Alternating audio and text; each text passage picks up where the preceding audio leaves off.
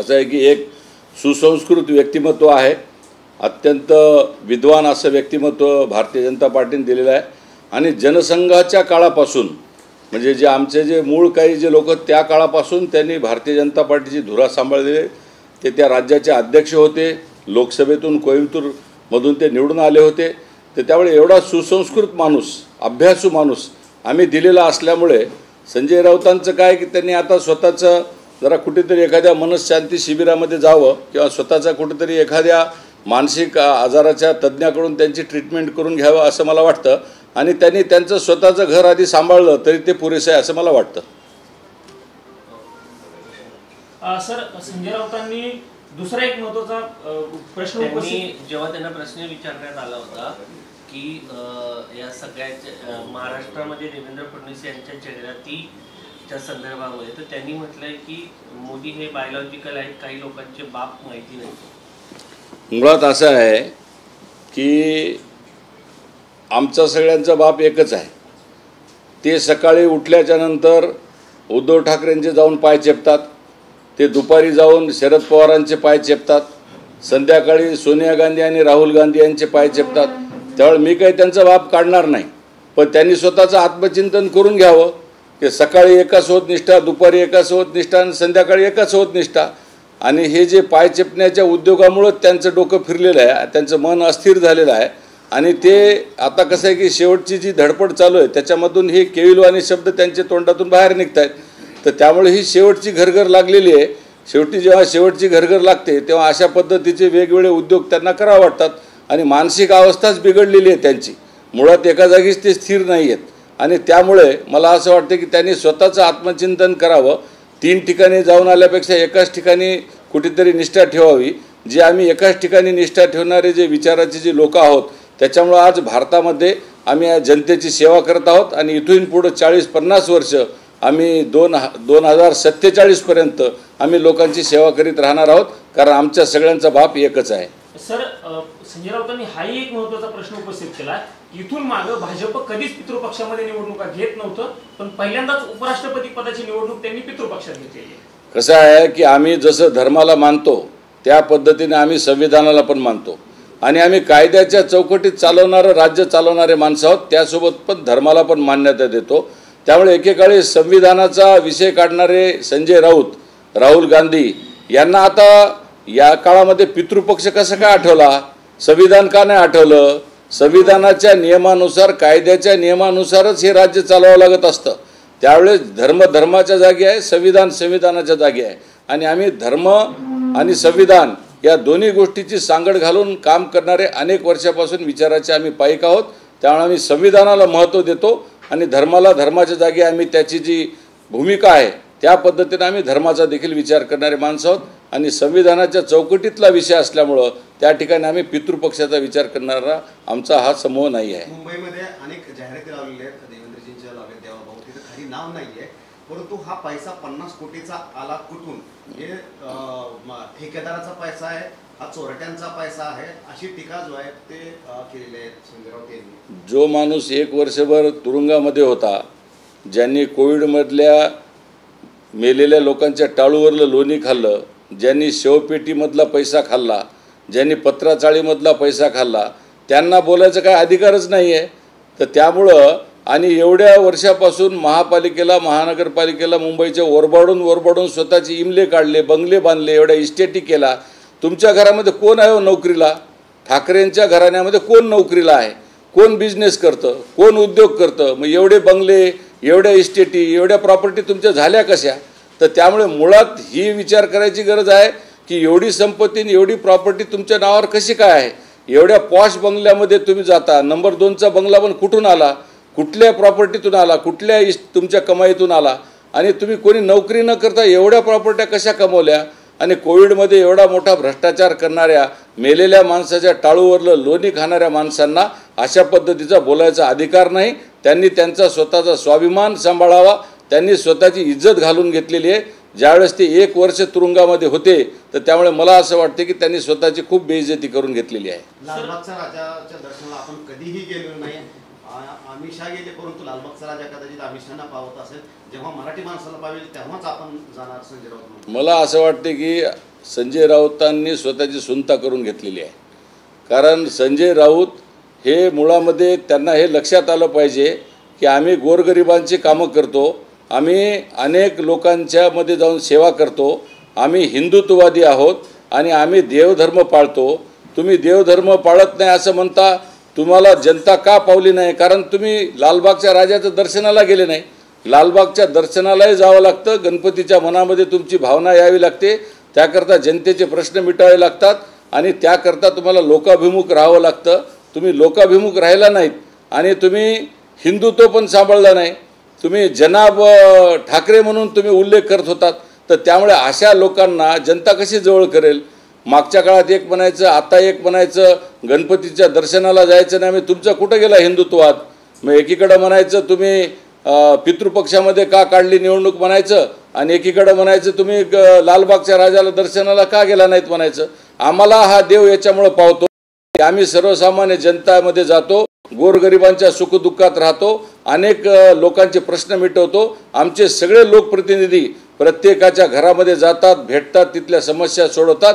त्यामुळे गणपती आम्हाला पावतो. आम्ही जनतेच्या दरबारामध्ये आम्हाला जागा दिलेली आहे, जनतेनं आम्हाला हृदयात जागा दिलेली आहे, म्हणून लालबागचा राजा आम्हाला पावतो. आणि अमित शहा हे कुठल्याही आमदारा खासदाराची चिरंजीव नाही आहेत. अमित शहांना कुठल्याही प्रकारची पार्श्वभूमी नाही आहे.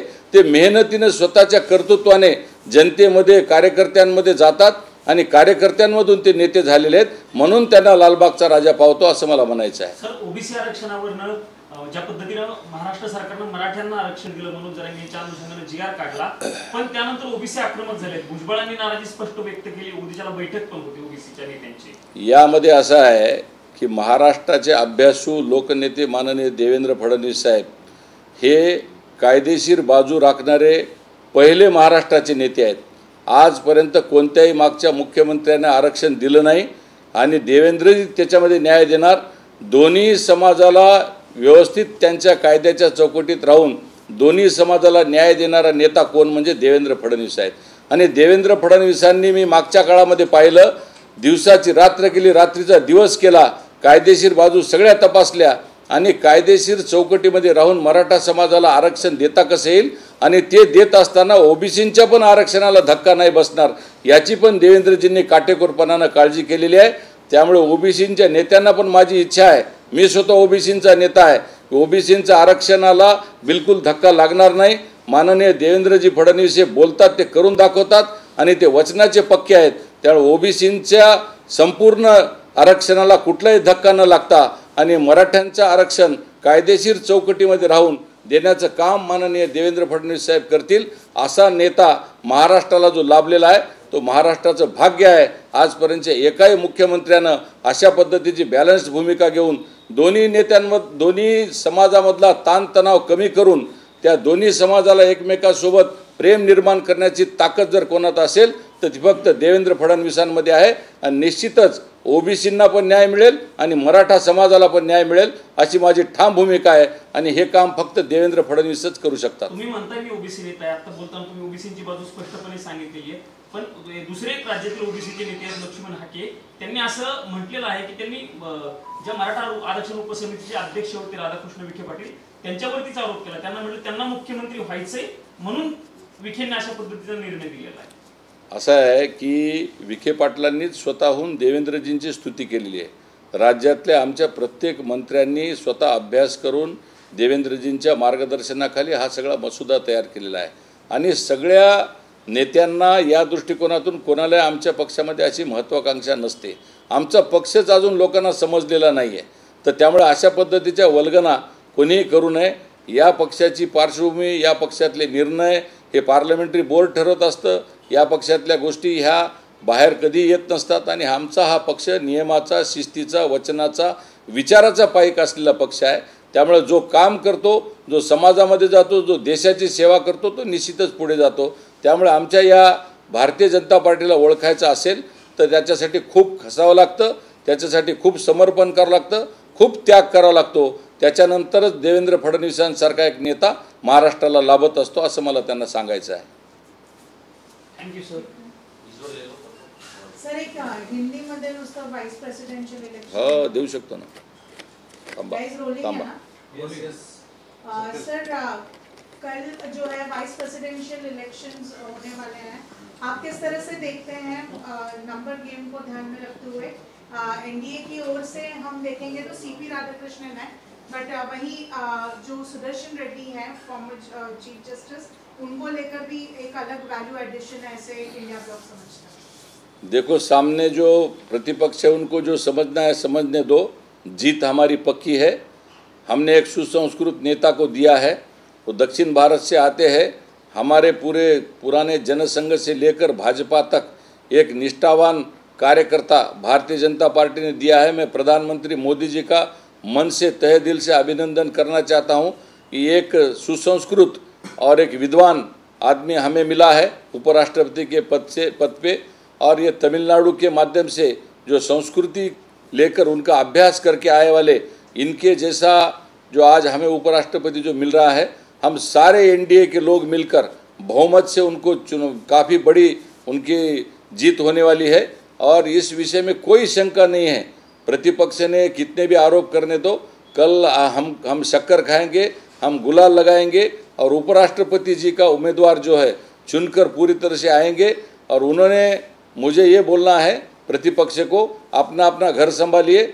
हम हमारे हमेशा की तरह से बहुमत से इस चुनाव में हम जीतने वाले हैं। इतना अच्छा उम्मीदवार माननीय मोदी जी ने देने की वजह से मैं माननीय पंतप्रधान मोदी जी का मन से मैं अभिनंदन करना चाहता हूं कि जनसंघ के ज़माने से लेकर एक समर्पित व्यक्तिमत्व, एक त्यागमय व्यक्तिमत्व और हमारे विचारों के ऊपर श्रद्धा रखने वाला व्यक्तिमत्व, एक अष्टपहलु व्यक्तिमत्व देने की वजह से मैं प्रधानमंत्री नरेंद्र जी मोदी जी का मन से आभार व्यक्त करता हूं, उनका अभिनंदन व्यक्त करता हूं। ये भी बोला है कि पितृपक्ष है और बीजेपी ने अभी तक जो है पंचांग देखकर, मुहूर्त देखकर कभी भी चुनाव या फिर डेट तय की है, लेकिन इस बार बीजेपी सेक्युलर हो गई है क्योंकि पितृपक्ष में ये फर्स्ट टाइम चुनाव है। हमारा पंचांग परम पूज्य बोधिसत्व महामानव डॉक्टर बाबा साहब आम्बेडकर का लिखा हुआ संविधान है। हम संविधान की कायदे की चौकट में रह के काम करते हैं। हम संविधान के माध्यम से इस देश का राज्य चलाते हैं। संविधान ही हमारा पंचांग है। हम संविधान के ऊपर चलने वाले, कायदे की तरह से चलने वाले हम सारे जन हैं और उस विचारों को तरह से प्रेरित होकर, बाबा साहब आम्बेडकर जी के विचारों से प्रेरित होकर ये संविधान चलता है। संविधान के ऊपर देश चलता है, देश के ऊपर सारा राज्य चलता है। उसी कायदे से ये इलेक्शन हो रहा है। इसलिए संविधान के माध्यम से संविधान को और धर्म को अलग रखना जरूरी है। धर्म अपने जगह पर श्रेष्ठ है, संविधान हमारी जगह पर श्रेष्ठ है और संविधान को नमन करके ही हमने इस चुनाव को आगे हम जा रहे हैं और संविधान के प्रति सच्ची श्रद्धा और आदर रख के ही हमने इस विषय को चुना है। दूसरा कि जो एडवर्टाइज की गई है देवेंद्र जी के, लेकिन उस पर नाम नहीं लिखा गया है, तो ये पैसा कहाँ से आया? ये चोरों का पैसा है। और कुछ लोग हैं जो कि बिना बाप के होते हैं, उन्होंने डायरेक्टली मोदी जी का भी नाम लिया है और कहा कि वो तो नॉन बायोलॉजिकल है, तो शायद ऐसे जो बिना बाप के उन्होंने वो लगाया। देखो, जो चोर है बोल के जिन्होंने आरोप किया है वो खुद 1 साल जेल में रह चुके हैं, पत्राचाल में पैसा खाया है। कोविड के जो हमारे जो कुछ लोग गए हैं उनके ऊपर का बटर खाया है उन्होंने, वो 100 पेटियों का पैसा खाया है, भ्रष्टाचार किया है कोविड के समय में। इनको आरोप करने का कोई अधिकार नहीं है। ये ठाकरे परिवार में कौन नौकरी करता है? ठाकरे परिवार में किसका उद्योग है कि इतने सारे प्रॉपर्टीज, इतने सारे इस्टेट, इतने सारे बंगले कहाँ से आ गए? इसके ऊपर प्रश्न चिन्ह है। और जो आदमी जो हमारा तो बाप एक ही है। तुम तो सुबह में उठने के बाद में उद्धव ठाकरे के पैर दबाते हो, दोपहर में जाके शरद पवार के पैर दबाते हो, शाम में राहुल गांधी और सोनिया गांधी के पैर दबाते हो। हमको आपके बाप के बारे में पूछना नहीं है, लेकिन आपकी ईमानदारी, आपकी सच्चाई, आपकी निष्ठा उजागर होती है। सवेरे ठाकरे जी का, दोपहर में शरद पवार जी का, शाम में सोनिया गांधी और राहुल जी का। निष्ठा किसके प्रति है? आपको बाप निकालने का अधिकार ही नहीं है। हमारा तो बाप ये की है, तो आपको अधिकार ही नहीं पहुंचता है। इस तरह से आप घबराए हुए हो, आप डरे हुए हो, आपके सामने हार दिख रही है, आपके सामने दिख रहा है कि एक अंतिम जो घर घर लगती है, उस तरह से उस मानसिकता में आए हो। आपकी मानसिक अवस्था संतुलित नहीं है। किसी साइकेट्रिस्ट के तरफ जाकर आपने आपके दिमाग का इलाज करके लेना, ये बहुत जरूरी है, ऐसे मुझे लगता है। लालबाग के राज्य जो है गणपति, उसके उनके दर्शन के लिए कभी भी नहीं गए, ने कहा है। और अमित शाह शायद गणपति जो है वो उनके ऊपर मेहरबान है, लेकिन मराठी आदमी के ऊपर मेहरबान नहीं है। क्यों नहीं है? इसलिए तो हमको बहुमत मिला है। लालबाग का राजा ने हमको आशीर्वाद क्यों दिया है? अमित शाह जैसे कार्यकर्ता से लेकर नेता बने वाले जो नेता है, अमित भाई शाह जो है, तो इनका कोई परिवार से कोई आमदार खासदार नहीं था, कोई सांसद नहीं था। वो खुद जमीनी स्तर से कार्यकर्ता से नेता बनकर आए हैं। उन्होंने हर गरीब, किसान, मजदूर, वंचित, पीड़ित, शोषित समाज के लिए काम किया है। इसलिए लालबाग का राजा उनको प्रसन्न होता है। इनको लालबाग का राजा इसलिए प्रसन्न नहीं होता है क्योंकि ये कोविड में भ्रष्टाचार खाते हैं, मुर्दे के ऊपर का बटर खाते हैं, ये पत्राचाल में जाके पैसे खाते हैं, 1 साल वो जेल में रह चुके हैं। इसलिए उनको लालबाग का राजा प्रसन्न नहीं होता। हम भ्रष्टाचार नहीं करते, हम जनता के दिलों के ऊपर राज करते, जनता के साथ रहते, गरीबों के साथ खाना खाते। अमित भाई शाह दिन भर से लेकर शाम तक जनता के साथ रहते, कार्यकर्ताओं के साथ रहते, इसलिए लालबाग का राजा उनको प्रसन्न होता है। अब संजय राउत की जो बिगड़ी हुई मानसिकता है उसको हम क्या करें? और एक तरफ बोलना पितृपक्ष में आपने क्यों इलेक्शन लिया, और एक बार बोलना लालबाग के राजा के दर्शन क्यों नहीं जाते। इसका मतलब आप हिंदुत्ववादी नहीं हो। मुझे ऐसे लगता है कि संजय राउत जी ने सुनता कर ली है। संजय राउत जी जनाब बाला साहब ठाकरे बोलते हैं, तो इस प्रकार से संजय राउत जी है जो बिगड़े हुए इंसान, उन्होंने एक साइकेट्रिस्ट के तरफ जाके अपनी मानसिक अवस्था का जांच करना बहुत ज़रूरी है। और संजय राउत जी को मेरी ये भी सलाह है डॉक्टर के नाते से, तुरंत ये इलाज करे, नहीं तो दिन ब दिन उनकी मानसिक अवस्था बिगड़ती जाएंगी। क्योंकि आने वाले इलेक्शन में जनता हमको चुन के लाएगी, जनता हमको पूरी तरह से सत्ता हमारे तरफ सौंप देगी। तो पूरी मानसिक अवस्था बिगड़ने से पहले ही संजय राउत जी ने तुरंत अपना मानसिक इलाज करना बहुत ज़रूरी है। Thank you sir.